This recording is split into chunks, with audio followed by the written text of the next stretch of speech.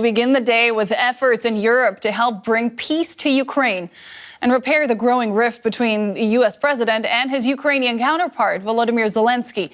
He followed up his Oval Office clash with Donald Trump by joining leaders from across Europe, as well as Canada and Turkey, for a summit in London on Sunday. And it's fair to say it was a world away from his experience in the White House, with the group pledging to stand by Kyiv and the British Prime Minister acknowledging that this was a once-in-a-generation moment for European security. We are at a crossroads in history today. This is not a moment for more talk. It's time to act, time to step up and lead, and to unite around a new plan for a just and enduring peace. Details of this potential European-led peace plan for Ukraine still remain vague, but Starmer did say on Sunday that leaders had agreed on 4 points. Let me walk you through them. Firstly, the continuation of military aid to Ukraine and economic pressure on Russia. Second, any peace deal must ensure Ukraine's sovereignty and security, and Ukraine must be at the table. Thirdly, during peacetime, Ukraine's allies will keep boosting Kyiv's defensive capabilities to deter future aggression. And finally, a so-called coalition of the willing will be formed to defend the peace deal. I'm joined now by the Foreign Minister of Estonia, Margus Tsahkna. Estonia is a former Soviet country that borders Russia. Today, it's a member of both the EU and NATO. Welcome to DW, Mr. Tsahkna. It's great to have you on the show. Now, can you confirm whether or not Estonia will be joining this coalition of the willing? Of course, we will be joining this coalition, and I'm totally agreeing with what the plan is. But the most important is that we keep now acting. We have had this kind of wake-up calls already years, too many times, and now we need to wake up. And the most important is that we will continue support to Ukraine on military level, and we need to increase this support heavily. And Estonia has done it already last year. We're increasing our military support 25%, so we do 0.25% of our GDP. The second thing is that continuing pushing Putin in the position that he needs to start real negotiations, because we cannot see actually the Putin will to have any kind of real negotiations. He's just using the opportunity that President Trump gave him to ask more. And we are talking about the root causes. Actually, President Putin already announced in 2007 in Munich Security Conference. And it was not only about Ukraine, it was about the European security architecture, it was about the NATO enlargement. So we need to push heavily ourselves that we keep supporting Ukraine, and also forming as well the coalition of the willing. Yeah. How much can you tell us about this European-led plan? The French have floated the idea of a 1-month truce, while Britain says several proposals have been made for a ceasefire. What are you hearing, and what would you like to see happen, first of all? I would like to see that we are following the plan, what we have agreed in real actions. And the first is to increase the military support to Ukraine. The second is to continue and already as well increasing the sanctions against the Russian economy. The third is that let's going to use finally the Russian frozen assets, what we have in Europe, more than 300 billion euros. It is much more easier as well to explain our taxpayers that why we using their money instead of Russian frozen assets, what we have. And the third is that let's start to negotiate really what kind of really working security guarantees we are going to give to Ukraine if the momentum is right. And of course, from our perspective, the most working security guarantee will be the full membership of NATO. But we understand as well that it is probably not reachable right now. So we need to understand that Europe must take the lead to form the working capabilities to secure the peace, if it will come. The peace must be just and long-lasting. Yeah, EU Commission Chief Ursula von der Leyen shares your assessment on that. She said Europe needs to step up on defense. I want to play what she said and then get your reaction. We need a massive surge in defense without any question. We want lasting peace, but lasting peace can only be built on strength. And strength begins with strengthening ourselves. And that is the purpose of the plan that I will present to the member states tomorrow, the Rearmed Europe. Thank you. And talking about strength, your country, Estonia, is one of the front runners when it comes to defense spending. Your prime minister says he even wants to increase defense spending to 5% of the GDP. Where do you cut funding to free money for defense? We are going to increase our defense spending up to 5%, Estonia, Latvia, Lithuania, and Poland. And also what we do expect is that all the other member states in NATO will do the same, at least like 3%. And I do hope that we will agree during the summer, the Hague NATO summit meeting.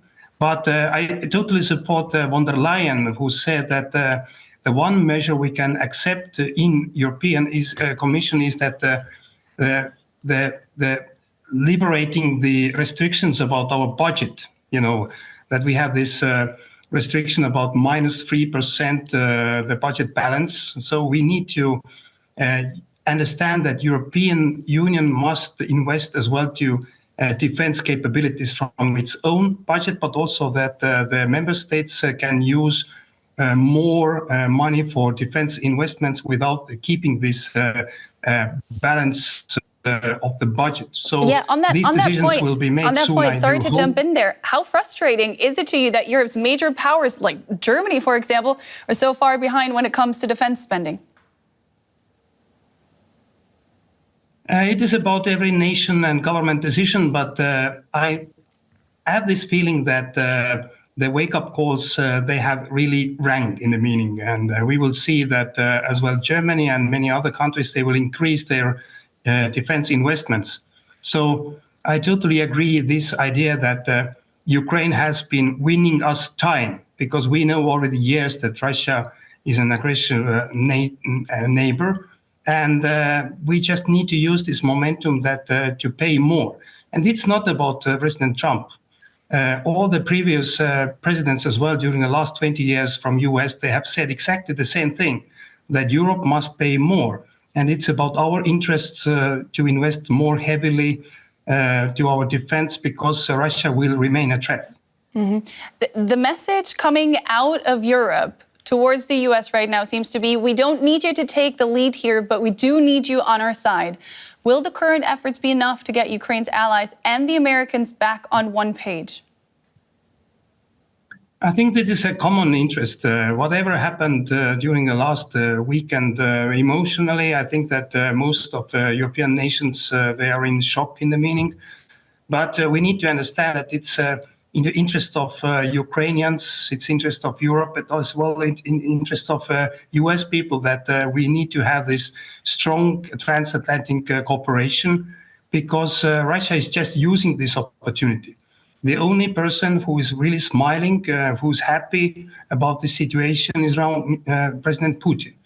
So, and I do hope that we just remain calm and understanding that there's much more at the stake than just in emotions. So we need to work together. That was Estonia's Foreign Minister Margus. Tsahkna, thank you so much for your time and for coming on to the show today. Great speaking to you. Thank you. And despite all the optimism in the room after Sunday's meeting of European leaders in London, they all still believe U.S. backing will be necessary for any peace plan and peacekeeping mission in Ukraine.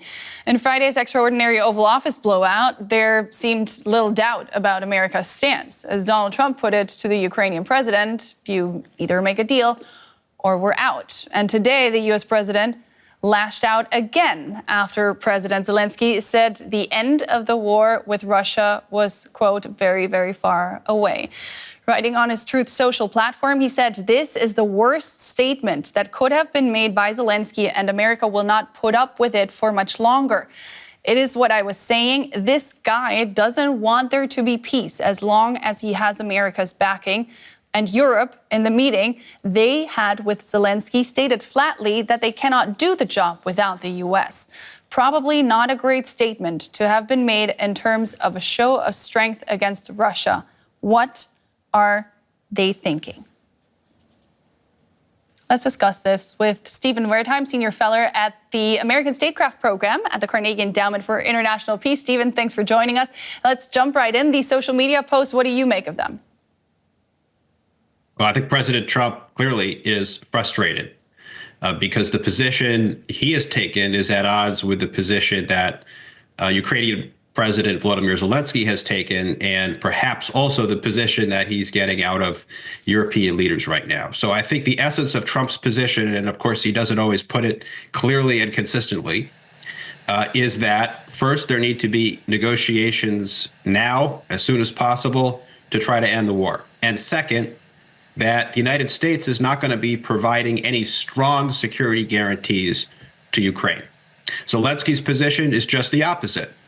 He said in the Oval Office on Friday that he wouldn't accept any ceasefire unless there would be strong security guarantees that would have to come not only from Europe, but also from the United States.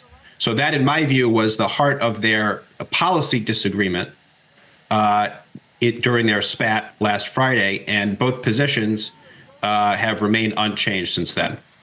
The UK Prime Minister says nobody should doubt Trump's commitment to peace in Ukraine is sincere. Is he wrong? It's probably a wise thing for him to say. Look, I think Trump does want the war to end.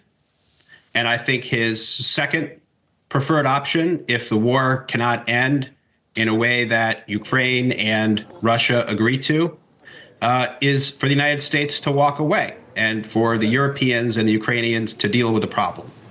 And I think he could do that politically. He doesn't own the war.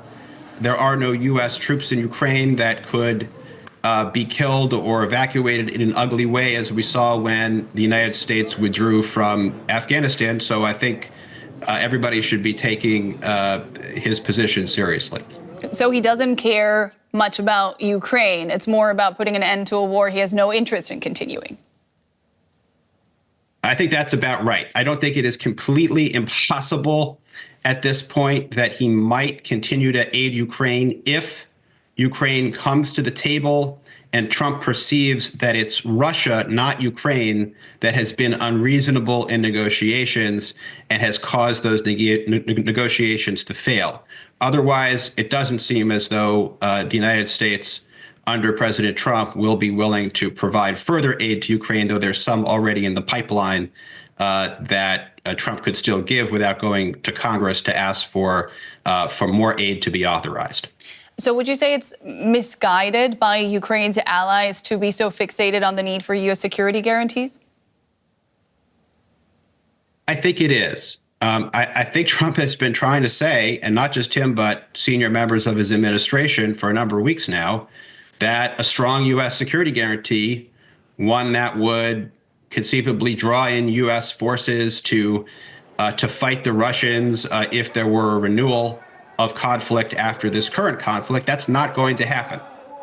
And I fear that the more Ukraine and Europeans angle for what Trump feels he's already ruled out, there's a big risk here. Trump may conclude that his allies are not listening to him and are in fact are trying to entrap him, and he'll throw up his hands and then do the very worst things that Ukraine and Europe want to avoid, which is totally abandon Ukraine and make bilateral deals with Vladimir Putin that could have all kinds of ramifications for Europe as well. And I think what's missing here is an opportunity that is still not completely foreclosed, that the United States, Europe, and Ukraine could unite around a clear demand to Russia at the negotiating table that centers on Ukraine having a strong and technologically advanced military supplied by the West after this current war ends.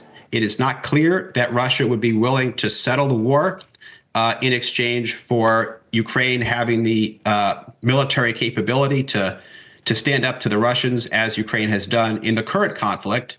But it will certainly help to provide leverage at the negotiating table if the U.S., Ukraine, and Europe are in lockstep on that point.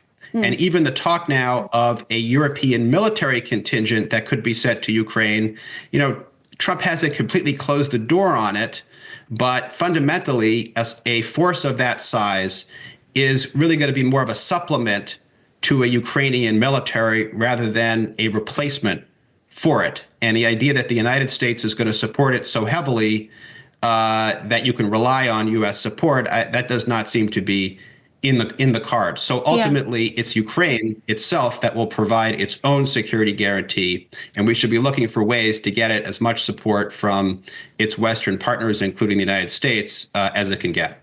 Yeah, and what has caused a lot of worry in Europe, especially, is Trump cozying up seemingly to Vladimir Putin. Can you decipher a larger plan there, briefly, if you can? It's probably a mistake to look for a larger plan, but I think there are two things happening simultaneously. First thing, hard to deny, impossible to deny. Trump respects and admires strongmen, and Vladimir Putin seems to be at the top of that list. And it is possible that as part of that, he really wants to have a major shift into alignment with Putin's Russia, though to be fair, he didn't do that in his first term. And he's a very long way from doing that now, despite the meeting in Riyadh that restored diplomatic contacts between the U.S. and Russia, and despite his decision to have the U.S. Oppose a UN General Assembly resolution condemning Russia's aggression in Ukraine. But there's also something else happening at the same time, and that is a more defensible perspective based on America first, or the U.S. national interest. And that is something we heard as well in the Oval Office, that time is not on Ukraine's side in the war, mainly because of its manpower problems. So it's time to talk peace. We'll have to leave it there. That was Stephen Wertheim of the Carnegie Endowment for International Peace. Thank you so much for those fascinating insights. Great speaking to you. My pleasure.